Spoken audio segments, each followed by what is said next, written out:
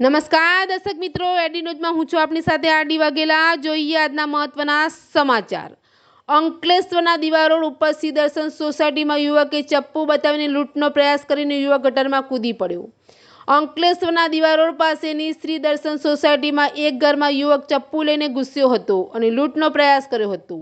સ્થાનિક લોકો દોડી આવતા લૂંટારૂ યુવક ભાગી ગયો હતો અને ગટરમાં કૂદી પડ્યો હતો। જોકે પોલીસે તેની ધરપકડ કરીને વધુ તપાસ શરૂ કરી છે।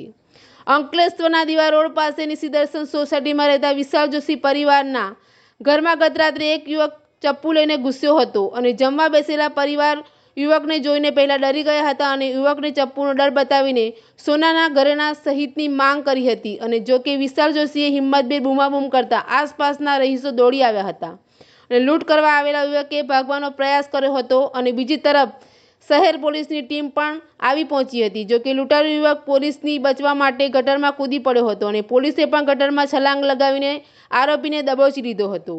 ઘટનાને પગલે ફિલ્મી જેવા દ્રશ્યો સર્જાયા હતા। અંકલેશ્વર શહેર ડિવિઝન પોલીસની તપાસમાં આરોપીનું નામ સોનુકુમાર કેસરી નગરીમાં રહેતો હોવાનું જાણવા મળ્યું હતું। પોલીસે તેની ધરપકડ કરીને વધુ તપાસ શરૂ કરી છે।